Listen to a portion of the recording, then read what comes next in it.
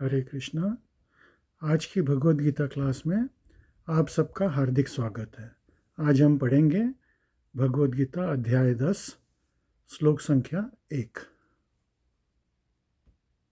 श्रीभगवानुवाच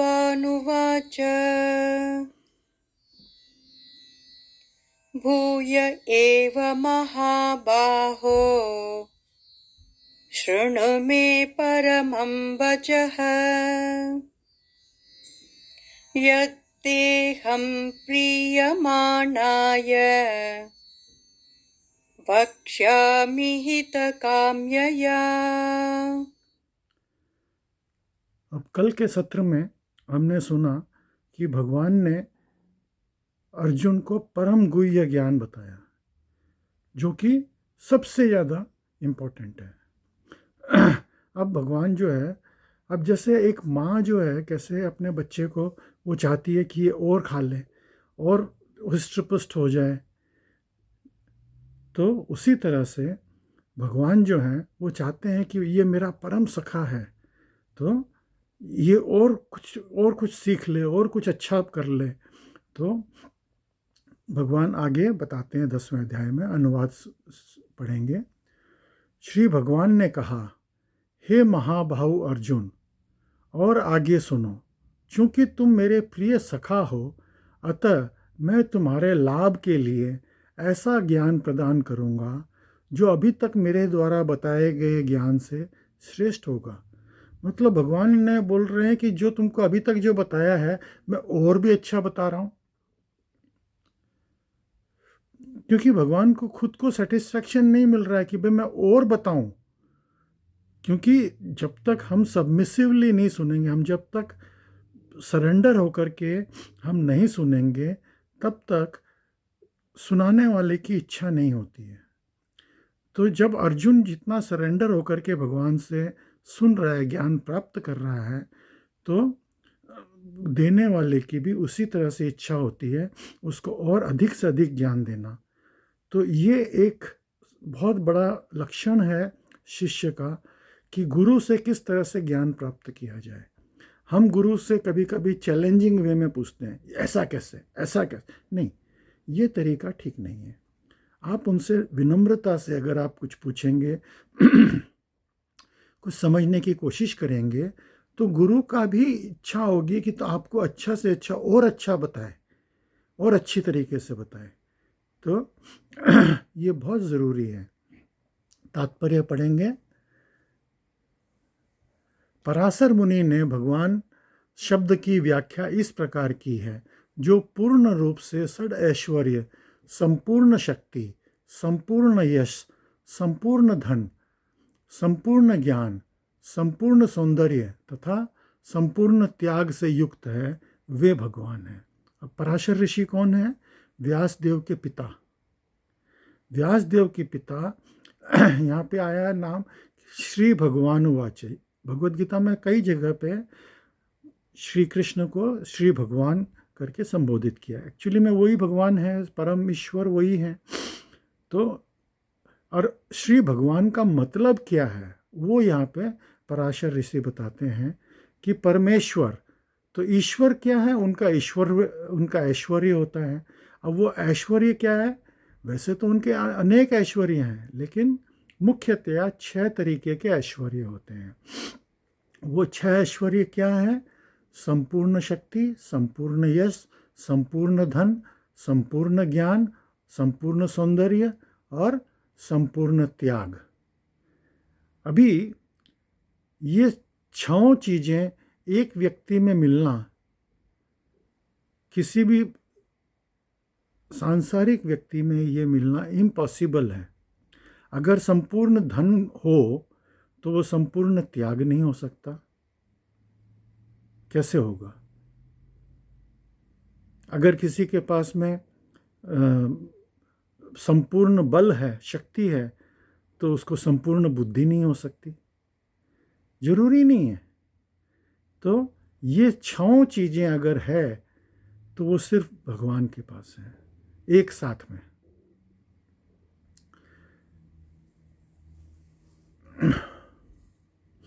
अगला श्लोक पढ़ेंगे। न मे विदुः सुरगणाः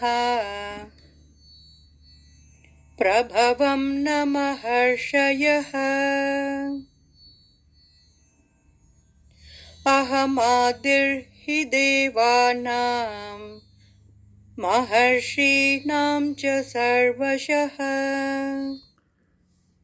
अनुवाद। न तो देवतागण मेरी उत्पत्ति या ऐश्वर्य को जानते हैं और न महर्षिगण ही जानते हैं, क्योंकि मैं सभी प्रकार से देवता और महर्षियों का भी कारण स्वरूप उद्गम हूँ।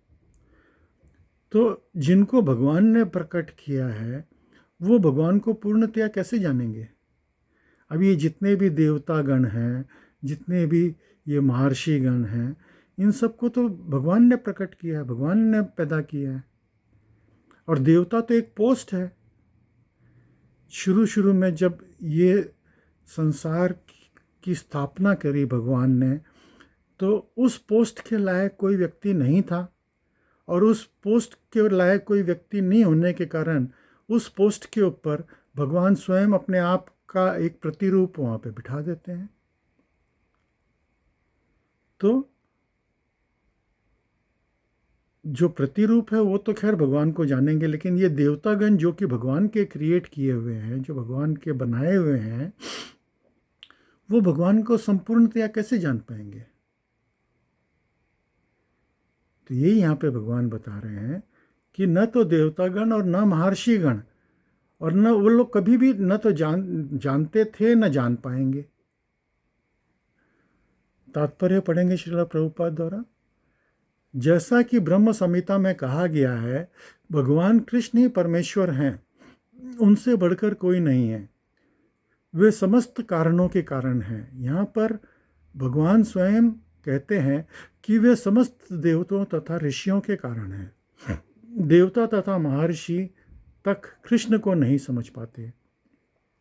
जब वे उनके नाम या उनके व्यक्तित्व को नहीं समझ पाते, तो इस छद्रलोक के तथाकथित विद्वानों के विषय में क्या कहा जा सकता है?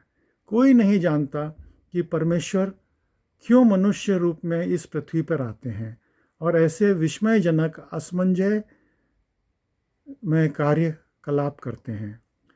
तब तो ये समझ लेना चाहिए कि कृष्ण को जानने के लिए विद्वत्ता आवश्यक नहीं है। तो भगवान को कैसे कोई जान सकता है? प्रेमांजन चुरित भक्ति विलोचनेन।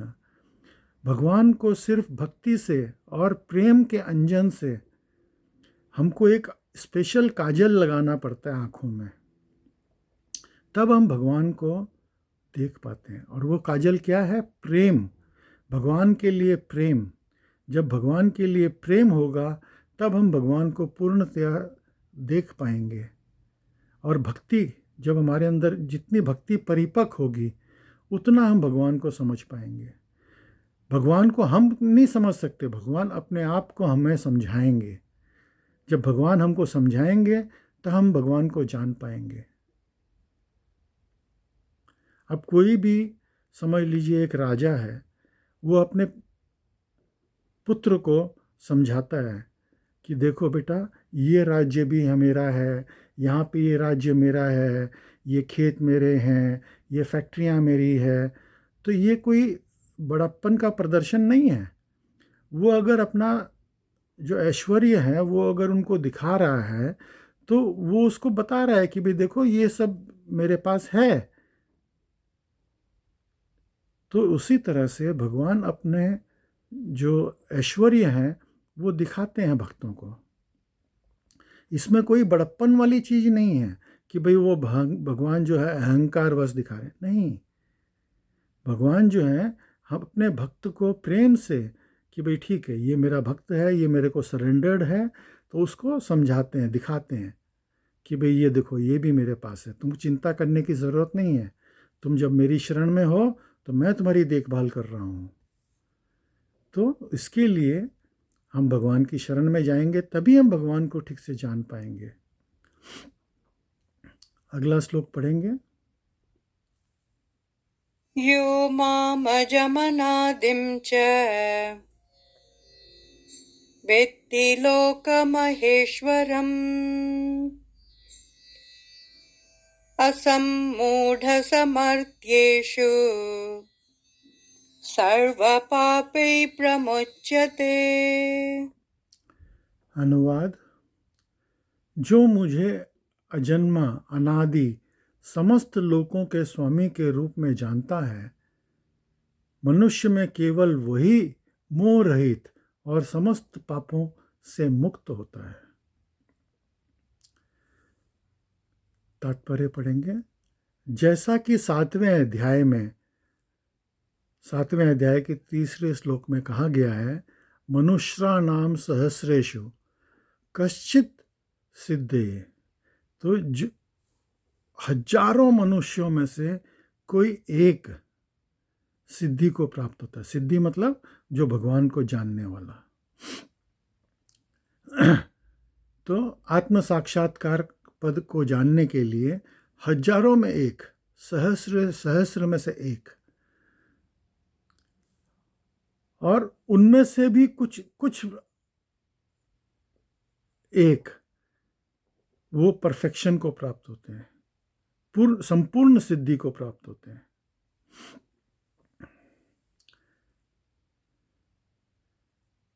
किंतु जो वास्तव में अपनी आध्यात्मिक स्थिति को समझने के लिए प्रयत्नशील होते हैं, उनमें से श्रेष्ठ वही हैं जो ये जान लेता है कि कृष्ण ही भगवान है, प्रत्येक वस्तु के स्वामी तथा अजन्मा है। वे ही सबसे अधिक सफल आत्मज्ञानी हैं। जब वो कृष्ण की परम स्थिति को पूरी तरह समझ लेता है, उसी दिशा में समस्त पाप कर्मों से मुक्त हो पाते हैं।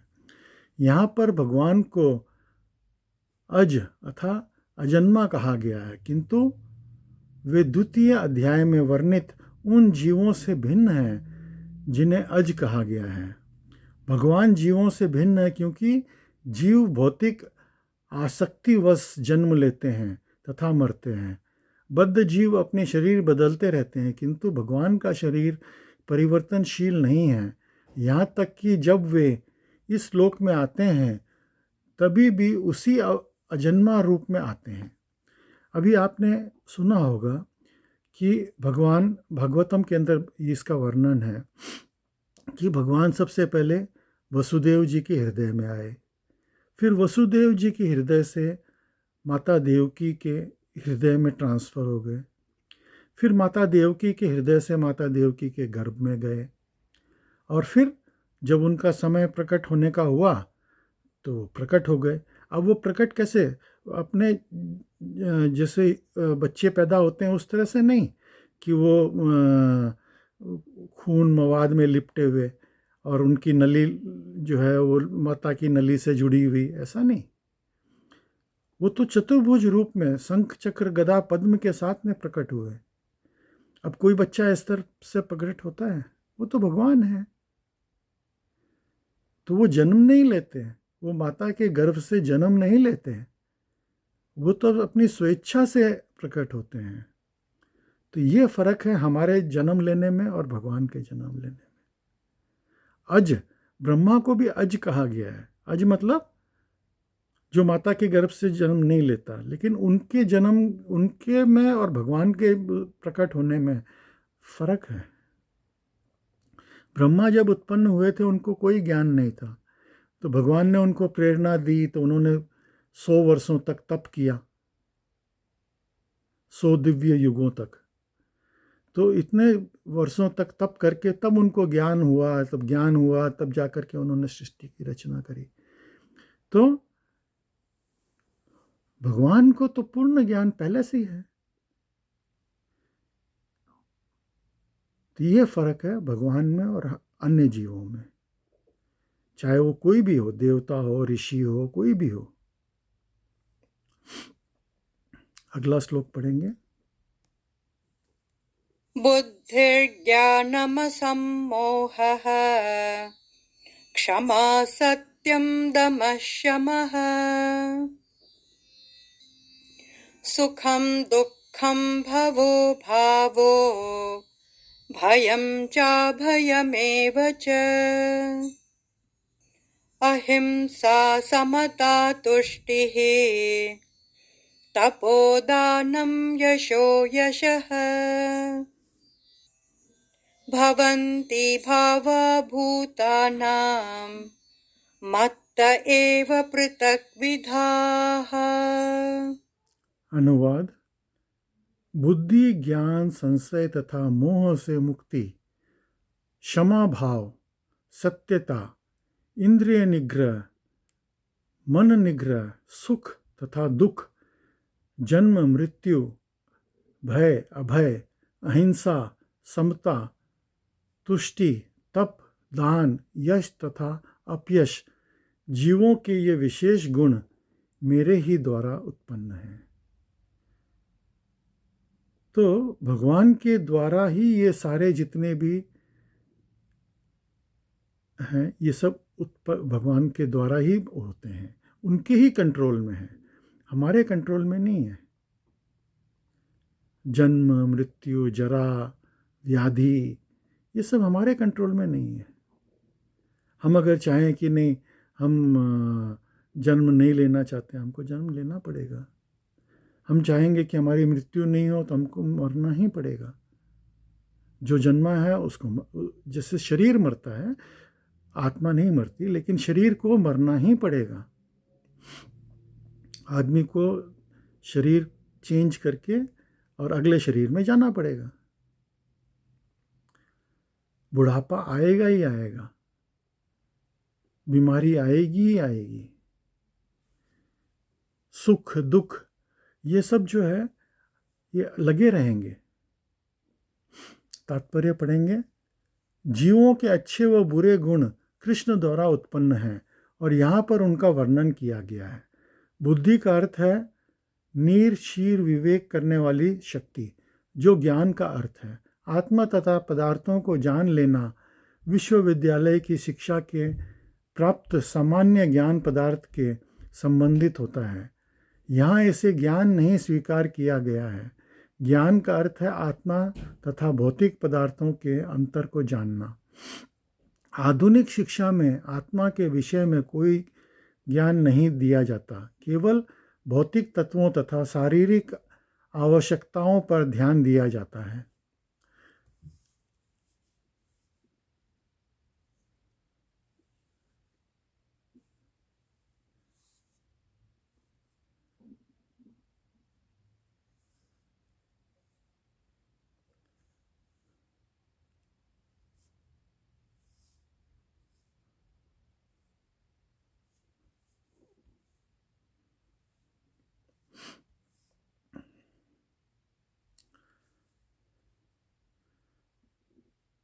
तो ये जितने भी हैं ये सब हमारे कंट्रोल में नहीं है।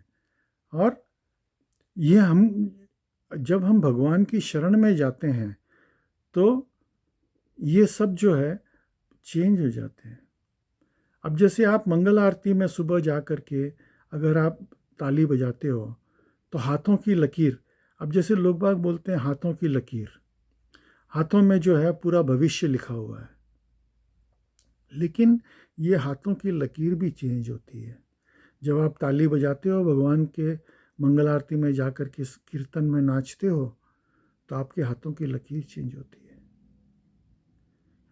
आप किसी भी ज्योतिषी से ये बात समझ सकते हो, जो अच्छा पढ़ा लिखा समझा हुआ ज्योतिष है, वो लोग तुरंत हाथ की रेखा दोबारा पढ़ते हैं।